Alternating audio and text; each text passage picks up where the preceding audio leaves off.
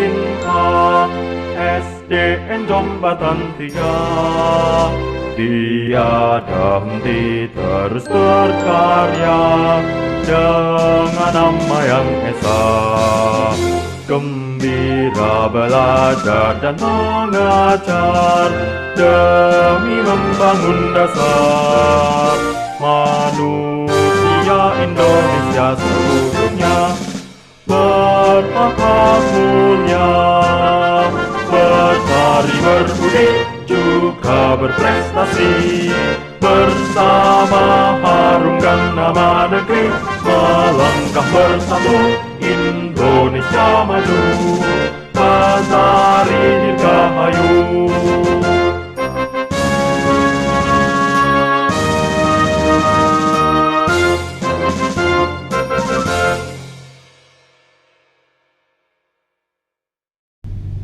Assalamualaikum warahmatullahi wabarakatuh. Selamat sore. Bertemu kembali dengan podcast Betari Channel. Sobat Betari yang kami hormati, kali ini kita kedatangan tamu yang luar biasa. Beliau adalah anak muda. Saya panggil Mas begitu. Cak ya. aja, Pak. Cak. Soalnya wong Jombang yo. Nggih. Wong Jombang. Menghayati dengan budayanya orang Jombang. Betul sekali, Pak. Aslinya nek Jombang duduk Cak. Guk. Kalau begitu guk saja. Guk Haikal. Leres. Sehat. Alhamdulillah. Ya luar biasa. Aku dengar tadi tak awali dengan Mars Betari. Nggih, Pak. Ya kan? Ciptaannya Guk Haikal. Alhamdulillah. Gimana itu kok bisa membuat sebuah komposisi yang luar biasa? Barangkali bisa diceritakan dululah gimana riwayatnya, perjalanannya, kurikulum vitae-nya Guk Haikal. Oke, Pak. Ini kalau diurut dari rentang waktu nggih, Ya, kronologis. Ya. Dari saya kecil.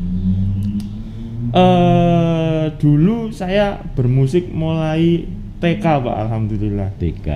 Saya ikut drum band di sana. Mungkin sense of music saya terbangun di sana.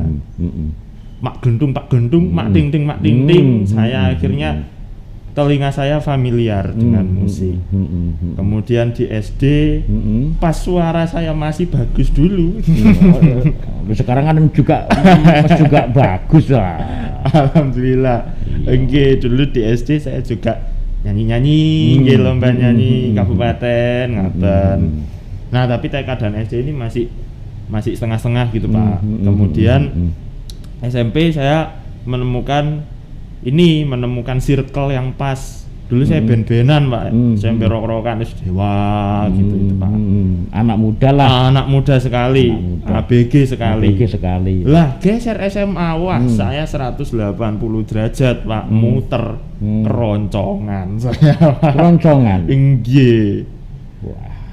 Nah, di situ saya mendalami teori musik. Jadi di SMA itu kebetulan saya join ekskul keroncong. Di sana saya ya apa sih do re mi fa sol la si do yang benar. Ya apa sih pak bumpak agar supaya lebih rapi begitulah. Di situ saya pelajari di ekskul dan komunitas tersebut. SMA-nya mana dulu?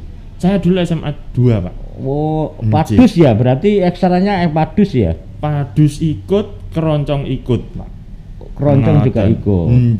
Tapi belajar notasi di dua-duanya, Pak. Di dua-duanya. Nggih. Nggih, kula sampun diantem kiwa tengen mulan. Terus gimana habis dari situ? Karena saya di SMA itu menemukan apa ya, kayak rasanya menemukan jiwa saya gitu aja. Ya akhirnya saya memutuskan untuk masuk kuliah jurusan musik di Universitas Negeri Surabaya, UNESA. Sekarang sudah lulus? Sekarang tahun terakhir, alhamdulillah. Oh, sedang riset ya? Iya, sedang skripsi, Pak. Skripsi. Nggih, leres. Ya, terus gimana itu? Saya dengar juga magang juga di Jogja. Nggih, jadi di tahun terakhir ini saya juga magang di Jogja Audio School, Pak. Yang dipelajari audionya. Jadi saya sudah memiliki basic musik. Sekarang yang saya pelajari bagaimana saya mengolah audio tersebut agar musik itu bisa tersampaikan dengan baik. Kalau musiknya bagus, audionya kurang, ya kurang juga, Pak, kurang maksimal. Begitu. Lantas selama menjadi mahasiswa itu kan gak cukup kuliah tok, riwariwi teko omah neng ngone kampus, teko kampus neng omah. Itu organisasi yang diikuti selama di kampus gitu. Oh, Pak, dulu SMA ini saya juga ikut komunitas keroncong anak Jombang. Nah, itu sudah terlibat ya? Sudah terlibat SMA. Kemudian itu continue. Bagian engek-engek itu? Bagian engek-engek, leres. Engek-engek gitu. Iya. Enggak vokal? Enggak, Pak. Oh. Kenapa kok memilih violin? Sebenarnya ini saya bukan violin, Pak. Saya violin cuman bisa-bisa aja sih. Terus? Saya lebih ke ininya, kayak gitarnya, kentrungnya, begitu. Gitu. Pemain yang saling beriringan dengan violin tadi, terus ngiringi vokal gitu. Nah itu continue sampai saya kuliah, bahkan sampai sekarang. Lah di kuliah saya juga ikut komunitas keroncongnya UNESA, namanya komunitas suara gandem. Apa itu maknanya? Gandem itu mantep, Pak. Mantep. Suara nggih suara bunyi. Alhasil bunyi yang mantap. Begitu. Memegang gitar saya di sana, tetap Pak. gitar. Tidak vokal. Mboten ya, Pak. Ya terus gimana terus diceritakan aja. Nah, terus di kampus saya juga ini tetap continue paduan suara. Alhamdulillah 2018 2019 saya dapat emas internasional, Pak. Luar biasa. Di mana itu? Lombanya di Bali, kompetisinya di Bali. Tingkat mahasiswa? Umum, Pak. Tingkat umum. Yang dari luar negeri banyak dong, karena internasional ya. Internasional otomatis, Pak. Oh gitu ya. Kesan ketika ikut? Wah, tidak bisa dikatakan dengan kata-kata pokoknya, Pak. Jadi dari situ saya tahu, ternyata dunia luar itu seperti ini, begitu. Ternyata ketika kita keluar dari cangkang kita itu ternyata seluar biasa ini, gitu. Mendapatkan penghargaan medali emas tingkat internasional tahun 2018. Itu untuk satu kategori lomba, Pak, karena banyak yang saya dan kawan-kawan ikuti itu folklore, lagu rakyat, folk song. Ya bisa folk dikatakan ya? Folk song bisa. Gitu, Pak. Terus, iya. Ya di sana kami membawakan lagu rakyat Banyuwangi yang judulnya Sebelang Subuh. Alhamdulillah pecah, Pak. Piye iku lagune kuwi? Waduh, Pak. Masalahnya bagian saya di paduan suara ini mengiringi vokal utama, Pak. Bukan gitu. Saya bukan vokal utamanya. Begitu. Terus gini, pada saat mahasiswa begitu kan biasanya diajak untuk meng-hire sebuah event-event. Betul. Begitu, ada pengalamannya bisa diceritakan. Dalam bidang musik dulu, Pak, nggih. Dalam bidang musik sempat beberapa kali mengisi di Disnatalis kampus saya sendiri, ulang tahun kampus saya sendiri, dan Disnatalis beberapa kampus, bisa dibilang kampus tetangga, kampus teman. Nah, begitu yang memang sudah berhubungan erat dengan komunitas saya di kampus. Begitu, Pak. Kemudian juga event-event swasta. Apa saja itu? Waduh, Pak, banyak ya, Pak. Banyak ya? Nggak bisa diingat ya? Saking banyaknya. Ya, enggak. Selain banyak juga karena memang apa nggih, Pak, nggih. nggih merintil ngoten lho Pak. Jadi kayak misalnya Merintil kuwi apa to? nggih Terus- dulu sering Oh, sering. Injih. Iki bahasane wong Jombang merintil. merintil Terus menerus. nggih.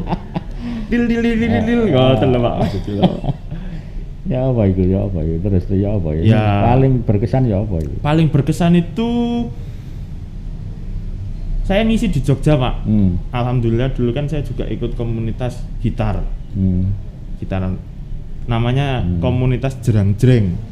Nah itu kami diundang untuk mengisi acara di Yogyakarta. Dalam sebuah Acaranya Valerio International Guitar Festival. Valerio International Guitar Guitar Festival. Festival. Nggih, sudah di sana bertemu dengan gitaris internasional, Pak. Termasuk Jubing Kristanto, idola saya. Nah, itu saya juga bertemu di sana. minder. Diusahakan tidak minder. Oke, iku baru wong Jombang teh. Wong Jombang. Wong Jombang iki masih ketemu sapa ae ora minder. Ah, iku cocok iku wis cocok. Iya, iya. Begitu, Pak. Itu yang paling berkesan ya. Itu yang paling berkesan bagi saya. Mungkin ada yang kesan yang lain ada. Sebenarnya banyak, Pak. Nanti kalau diomongkan lah boleh kesan pesan terus sih. Anjir. Ini sobat Betari, ternyata ya Guk Haikal ini meskipun masih mahasiswa itu aktivitasnya sudah merambah ke peristiwa-peristiwa kebudayaan yang diselenggarakan dalam ruang internasional, sehingga gak heran kalau misalnya ketika menciptakan yang tadi kita dengar bersama-sama itu Mars Betari ya, Mars Betari. Nah, sekarang kita ngomong masalah Mars Betari. Betul, Pak. Itu gimana kok sampai terjadi ada ide membuat Mars Betari gitu? Oke, jadi latar belakangnya seperti ini, Pak. Karena saya ini, Pak ya, karena saya basicnya musik. Nah, saya juga sering kali mendengar kayak lagu kebangsaan negara-negara, kemudian Mars lembaga-lembaga, kemudian Mars apapun itu yang memiliki Mars, entah ormas dan lain-lain. Alhasil referensi kanan kiri depan belakang saya lumayan.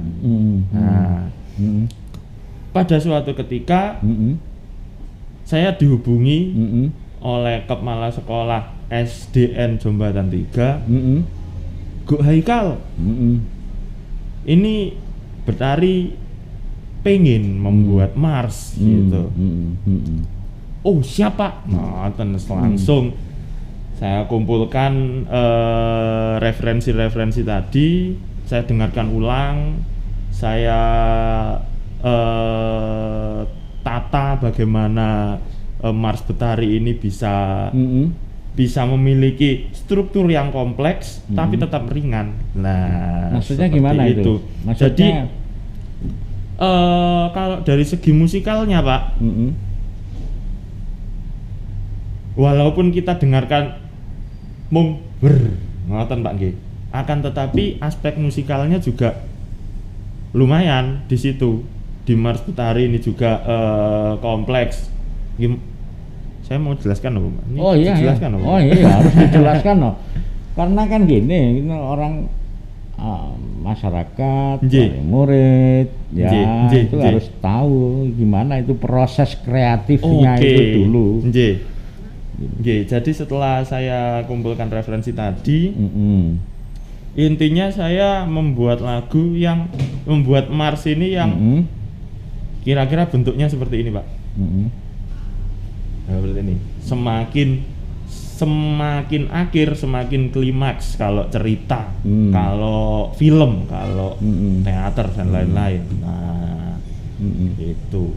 Jadi di bagian menjelang akhir itu emosi saya bikin meledak, kemudian pas proses pembikinan liriknya juga ada ini Pak. Ini Pak, berbudi berprestasi ini harus ditekankan bahwa Betari itu berbudi dan berprestasi. Betari itu penguatannya di situ ya. Ketika membuat lirik, itu justru angel penekanannya adalah di soal bagaimana Betari itu bisa melahirkan ya lulusan yang berbudi dan berprestasi gitu. Soal proses kreatif ya. Kalau mau menciptakan lagu seperti itu tadi, yang Mars Betari itu tadi, apa yang harus dilakukan? Misalnya kudu topo, tah kudu moteh, tah kudu piye gitu. Sebenarnya tidak ada rumus. Nggak ada. Tidak ada rumus, Pak. Entah itu topo dulu, moteh dulu, apa dulu yang harus dikerjakan, kemudian apa yang terakhir dikerjakan, itu bebas, Pak. Jadi mengalir saja. Mengalir saja. Kalau saya kebetulan yang kemarin proses kreatif di Mars itu, saya bikin musiknya dulu, Pak. Musiknya dulu. Saya selesaikan seluruh musiknya dulu tanpa lirik. Bagaimana yang saya kejar itu bagaimana caranya supaya lagu ini didengarkan tanpa lirik pun sudah enak, megah, terus kemudian membangun semangat seperti itu. Nah, kemudian baru saya bubuhkan lirik sebagai penunjang. Begitu, Pak. Tapi sebelum membuat sebuah Mars itu ada enggak satu proses kajian pengumpulan referensi atau macam-macam begitu? Ada, Pak, kalau itu, Pak. Jadi kalau dari segi musikalnya saya mendengarkan Mars yang dulu sudah saya dengarkan, lagu-lagu kebangsaan yang sudah saya dengarkan, bla bla bla. Mungkin untuk anget-angetan kuping begitu, Pak. Studi banding, betul. Kemudian untuk dari segi linguistiknya, dari segi liriknya, itu saya kebetulan saya lumayan suka, Pak, kalau baca-baca.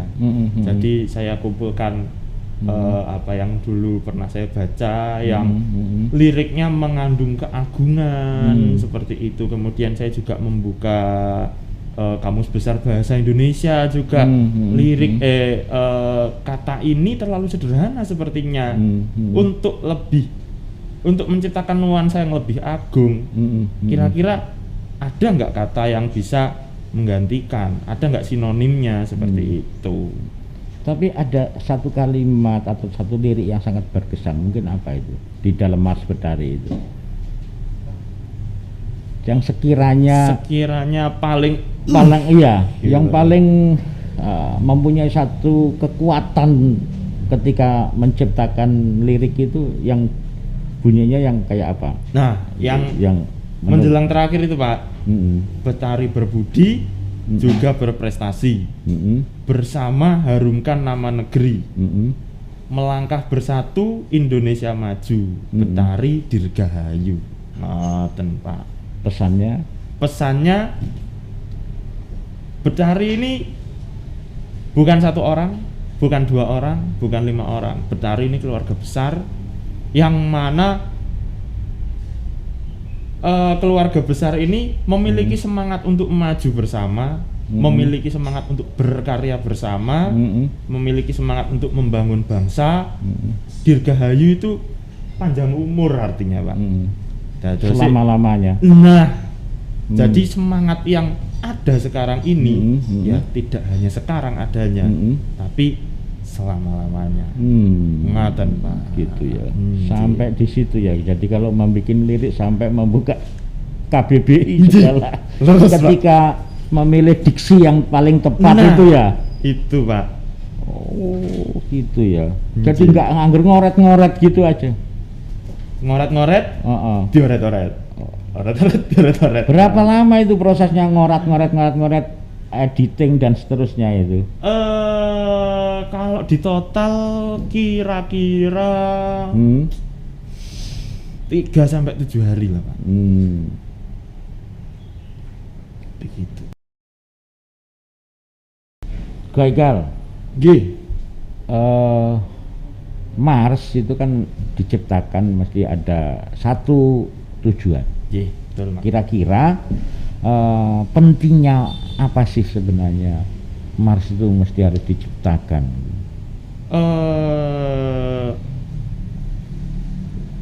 Kalau dilihat dari segi musikalnya, Pak Imam G, dep dep dep dep dep begitu terus temponya. Kemudian liriknya juga menggelora begitu, membakar semangat.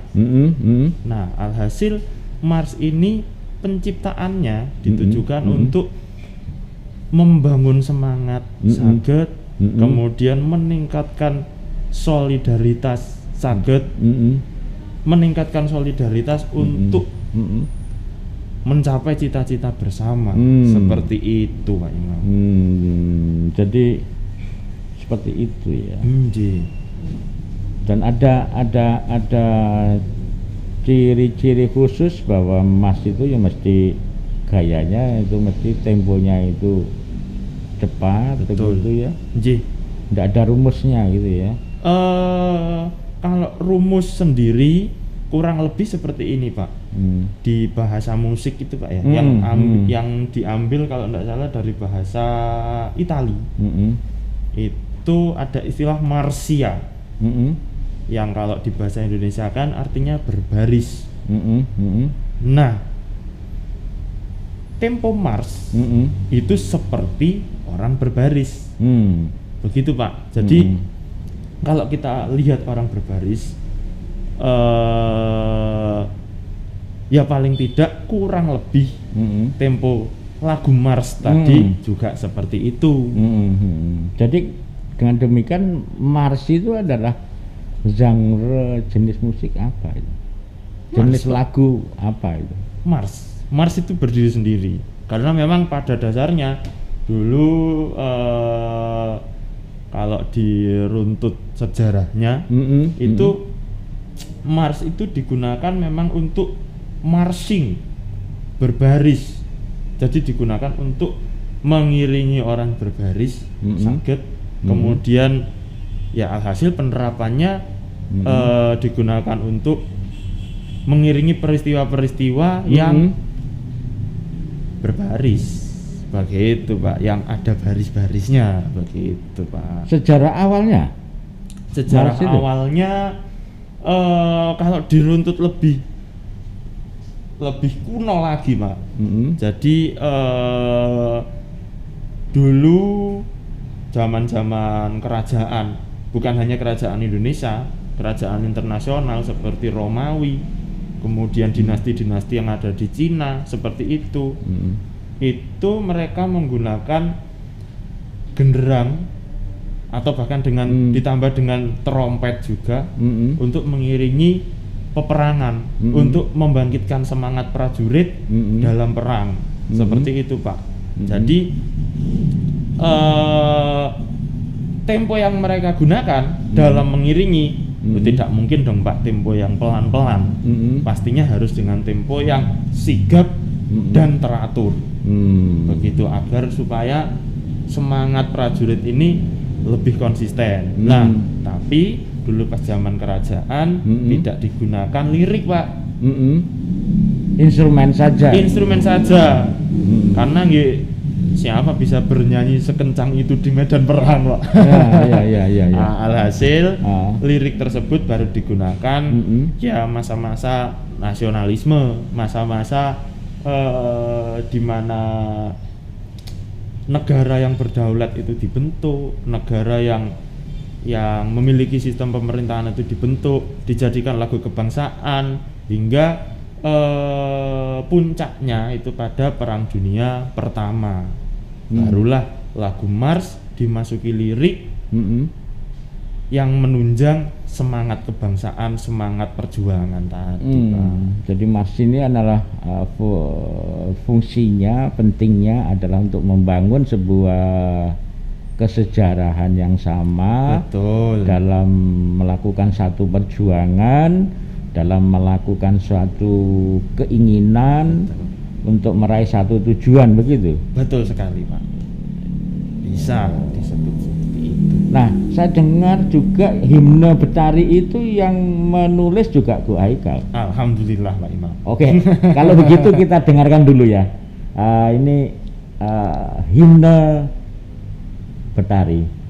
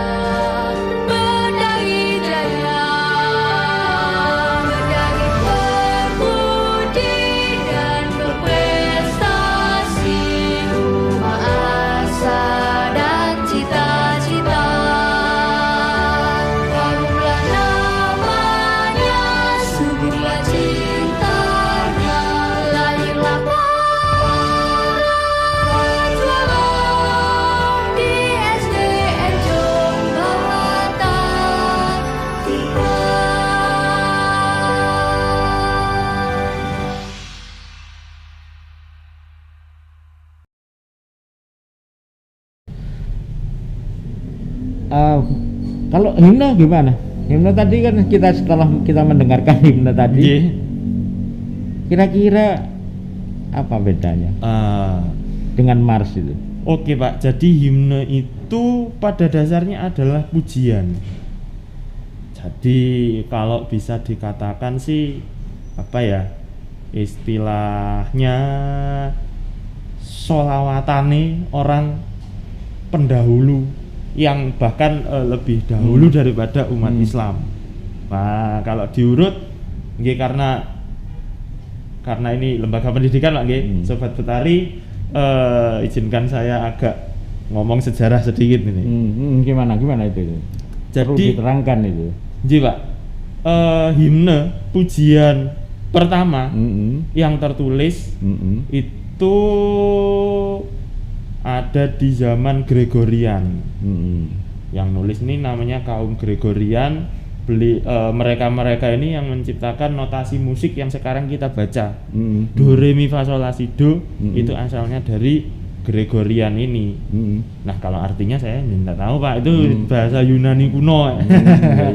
Nah, alhasil dari tulisan tersebut, dari ilmu tersebut, barulah berevolusi menjadi lagu-lagu yang sekarang biasa kita dengarkan, menjadi notasi musik yang sekarang biasa kita lihat, bahkan kita baca. Seperti itu. Nah, untuk kehimneannya sendiri, ya alhasil masih ngublek-ngublek di situ saja, karena gimana sih kita menyampaikan pujian, kita menyampaikan doa, walaupun bisa kita ungkapkan dengan semangat, tapi fondasi kesahduhannya itu kan tetap ada, Pak. Nah, itu yang masih turun sampai himne-himne yang ada sekarang, bahkan sampai irama-irama sholawat yang biasa kita senandungkan. Jadi fungsinya sebenarnya untuk menyampaikan pujian, untuk menyampaikan doa, untuk menyampaikan harapan. Seperti itu, Pak. Ada enggak fungsi semacam untuk perenungan begitu? Bisa. Kata refleksi bisa, kemudian perenungan, kemudian sebagai satu refleksi untuk melakukan perjuangan, melanjutkan perjuangan begitu. Betul. Bisa nggak itu? Bisa, Pak. Dikatakan seperti begitu. Bisa, Pak. Pada intinya kalau misalnya kita bandingkan mars dengan himne, itu himne ini lebih spiritual seperti itu, lebih sakral seperti itu. Lebih spiritual, lebih sakral karena berisi membangun sebuah ruang penghayatan untuk refleksi begitu. Oh, kalau Mars lebih ke semangat. Lebih ke gairah untuk menggapai tujuan tersebut. Nah, ketika menulis himne Betari itu proses kreatifnya bagaimana? Nah, tak dengarkan itu luar biasa, keren. Ya. Jadi kalau proses kreatifnya himne ini, Pak, ini kebalikan saya yang pas di Mars. Jadi di himne ini saya seperti mengumpulkan harapan terlebih dahulu, mengumpulkan doa, bagaimana apa sih yang saya bayangkan tuh, saya adalah siswa Betari yang mana memiliki keinginan, aku pengen sekolahku seperti ini gitu, aku pengen sekolahku berjaya, aku pengen sekolahku maju seperti itu. Alhasil saya kumpulkan literasi, saya referensi kanan kiri saya kumpulkan, kemudian barulah saya tulis liriknya terlebih dahulu. Kira-kira proses kreatifnya lebih susah mana, membuat Mars Betari sama himne Betari? Saya rasa 11-12, Pak, hampir sama. Barangkali ada yang lebih berdarah-darah gitu? Tidak ada, Pak, semuanya berdarah-darah. Semuanya sepenuh hati. Iya, luar biasa. Terus harapannya bagaimana dengan adanya Mars Betari yang sudah berhasil diciptakan, serta himne Betari yang sudah diciptakan oleh Gu Haikal ini? Harapannya untuk lembaga Betari sendiri itu kira-kira bagaimana? Jadi harapan saya sih Betari dan Sobat Betari ini senantiasa bersinergi, Pak, senantiasa maju bersama, berjalan bersama untuk menggapai cita-cita. Seperti yang saya tulis di himne, harapan saya Betari berbudi dan berprestasi, rumah asa dan cita-cita. Nah, maknanya jadi setiap kita yang ada di Betari ini memiliki asa, memiliki cita-cita yang mana disatukan bersama, kemudian dijalankan, dimanifestasikan dalam bentuk perjuangan tadi, perjuangan yang dilakukan secara bersama-sama. Oke. Begitu, Pak. Oke, Mas Gu Haikal. Gu Haikal. Terima kasih atas kehadirannya. Terima kasih kembali, Pak Imam. Terima kasih kembali, Betari. Terima kasih tim podcast. Terima kasih semuanya. Ini sebuah penghormatan untuk Betari. Saya pikir karya Gu Haikal ini akan menjadi satu monumen yang akan berdiri secara terus menerus. Amin. Sampai besok. Amin. Dan itu artinya Gu Haikal telah menanamkan benih kebaikan di lembaga ini. Terima kasih semuanya. Moga-moga barokah. Amin, Pak. Dan juga karena ini mahasiswa masih dalam riset, Moga-moga nang cepet mari. Ya ini Pak, Iya, ini Pak. harus cepet mari. Amin, gitu. amin. Dan yang terpenting nanti mendapatkan ilmu yang ada manfaatnya Iya. dan cepat bisa mengangkat derajat Gu Haikal sendiri sebagai sosok manusia dengan M besar. Amin. Terima kasih, sehat selalu. Terima kasih semuanya. Salam untuk kawan-kawan, gitu. Sobat Betari, demikian tadi perbincangan singkat dengan pencipta lagu himne dan mars Betari yang masih muda, yang mempunyai energi yang luar biasa, mempunyai potensi yang kalau dikembang tumbuhkan akan menjadi suatu kekuatan yang sangat dahsyat di negeri ini. Dan Gu Haikal telah menyumbangkan karyanya untuk lembaga Betari ini, dan harapan-harapannya adalah semoga Betari ini lebih maju, lebih bergerak secara cepat ke depan sesuai dengan visi misi Betari, cita-cita Betari, berbudi dan berprestasi. Terima kasih. Wassalamualaikum warahmatullahi wabarakatuh. Selamat sore. Salam dari kami, Betari, berbudi dan berprestasi.